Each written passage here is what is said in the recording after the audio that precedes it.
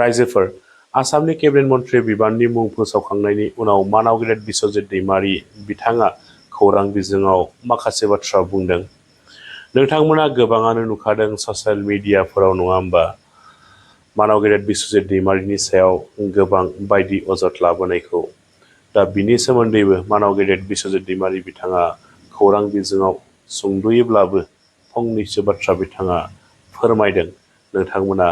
नायनानै लालाय। নহয় ছাৰ প্ৰথম প্ৰতিক্ৰিয়াটো হ'ল মই যিহে অৱস্থা চলি আছে এই ৩-৪ দিনত মোৰতো সেইবিলাক কোনো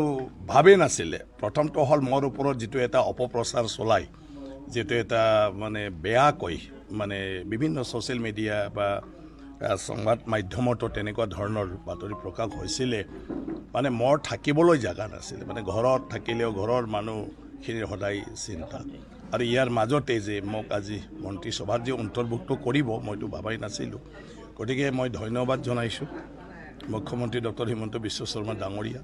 এনেকুৱা এটা পৰিস্থিতিৰ মাজতো মোৰ ওপৰত বিশ্বাস ৰাখি আজি যিটো এটা দায়িত্ব প্ৰদান কৰিলে। গতিকে সেইমতে সদায় একেলগে কাম কৰি আহিছোঁ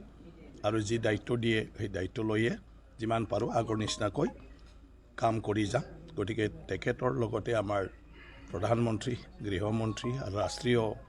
আমাৰ সভাপতি আৰু আমাৰ ৰাজ্যিক মানে সভাপতি দিলীপ শইকীয়া ডাঙৰীয়া আৰু যিমানখিনি ইয়াৰ লগত মানে জড়িত তেখেতসকলক মই ধন্যবাদ জ্ঞাপন কৰিছোঁ। সমষ্টিৰ প্ৰব্লেমটো বিধায়ক হিচাপে মোৰ দায়িত্ব আছে আৰু মন্ত্ৰী হিচাপে ৰাজ্যখনৰ মানে দায়িত্বটো আছে যে যি বিভাগৰ দায়িত্ব দিয়ে লগতে ৰাজ্যৰ মানে চব জিলা চব জাগা চব সমষ্টিতে যাতে সেই কামটো ভালদৰে ৰূপায়ণ কৰিব পাৰে। তামোলপুৰ মোৰ সমষ্টি মোৰ জাগা মোৰ জন্মস্থান গতিকে ইয়াতো কৰণীয় কাম আছে। গতিকে মোৰ মন্ত্ৰী বন্ধুসকলৰ লগত কথা পাতি যিবোৰ মানে বিভাগৰ লগত জড়িত সমস্যা আছে আমাৰ ইয়াত সেইবোৰ মই মানে কৰি যাবলৈ চেষ্টা কৰিম। যিমান পাৰোঁ আমাৰ মুখ্যমন্ত্ৰী ডাঙৰীয়াৰ যিটো সপোন অসম আৰু অসমৰ জনগণক আগুৱাই লৈ যোৱা আৰু দেশৰ ভিতৰতে আমি যাতে বিভিন্ন ক্ষেত্ৰত আনৰ দ্বাৰা সদায় প্ৰশংসিত হ'ব পাৰে এই ক্ষেত্ৰত মানে যিমান পাৰোঁ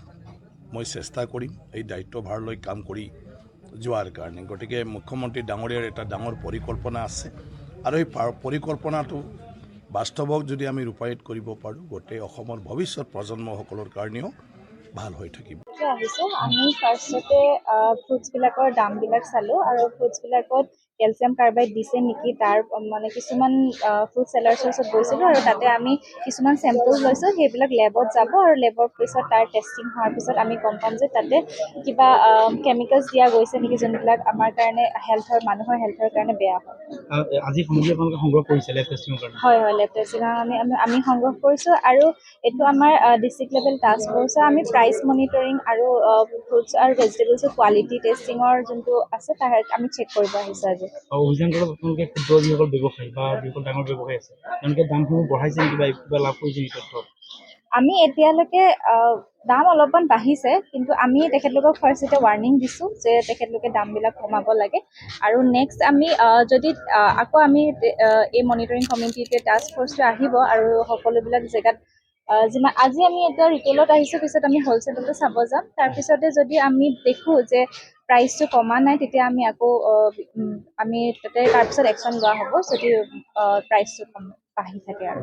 দাম মানে তেনেকৈ 3 টকা এটা প্ৰফিট বা বিলাহী 25 টকা দিছে কোনোবাই 22 টকা দিছে সেইটো তেওঁলোকে যিহেতু খুচুৰা কৰা নাইতো সেইটো কাৰণে 2 টকা ক'ৰবাত বেছিকৈ লয়। আমি যিটো কেছ নম্বৰ তেওঁলোকে সংগ্ৰহ কৰিব নোৱাৰে বা নিদিয়ে তেওঁলোকক আমি বিচাৰোঁতে কেছ নম্বৰ পোৱা নাই কাৰণ যিটো সৰু বেপাৰী যিহেতু আমি তেওঁলোকক নিৰ্ধাৰণ কৰিছোঁ যে তেওঁলোকে যিটো দামত আনিছে তাতকৈ 2 টকা বা 3 টকা বেছিকৈ মেক্সিমাম 3 টকা বেছি বা 2 টকা মুনাফা বা অৰ্থাৎ মাৰ্জিনটো ল'ব লাগে। আমি ভেজিটেবল লগতে ফ্ৰুটছো চাইছোঁ বাইদেৱে কৈছে আমাৰ টাস্ক ফ'ৰ্চ আহিছে আমি এই আমাৰ কণী আছে অৰ্থাৎ ডিম আমি যি হাতে আছে সেইটো দামো আমি মানে পৰীক্ষণ কৰিম। আমাৰ টাস্ক ফ'ৰ্চ আজিও আহিব আগতেও আহিছিল এনেকৈ আহিব আমি আকৌ এইটো যিহেতু আমাৰ আজি এইটো একদম ক'ব গ'লে সজাগতাৰ নিচিনাই আমি পুনৰাই ইয়াত আকৌ আহিম আমি সাপ্তাহিক বা 15 দিনৰ মূৰত বা এসপ্তাহ মূৰত আমি আহি থাকিম আপোনালোকক আমি অৱগত কৰিম আমি কিমান দাম কি কিন্তু আমি যিটো দেখিছোঁ আজি বিশেষ ক্ষেত্ৰত তেনেকৈ আলু পিঁয়াজেই হওক বা যিটো বিশেষ ক্ষেত্ৰত তাৰতম্য নাই 2 টকাটো অকণমান থাকে বিশেষ আমি দেখা আপোনালোকে পৰৱৰ্তী সময়ত পুনৰবাৰ ইয়াত অভিযান চলাব চলাম আমি চলাই আছোঁ আমি আলু পিঁয়াজো চলাইছোঁ মাজতে হোলচেলতো গৈছোঁ আমাৰ তেনেকেই আমি চলাই আছোঁ ৰাইজৰ যাতে কোনো এই পৰিস্থিতিত কোনো ধৰণৰ হেম্পাৰ নহয় ৰাইজৰ ক্ষতি নহয় সেইকাৰণে আমি দামটো বা এইবিলাক ৰাইজৰ ক্ষতি নোহোৱাকৈ আমি চলাই আছোঁ এই সজাগতা যিটো সজাগ বুলি নকওঁ আমি দাম কিবা বাঢ়িব নোৱাৰে বা কোনেও নিজৰ মনোপলি নিজৰ খিয়াল খুচিমতে দামটো তেওঁলোকৰ অধিক দাম ল'ব নোৱাৰে সেইটো আমি এটা চলাই আছোঁ ঠিক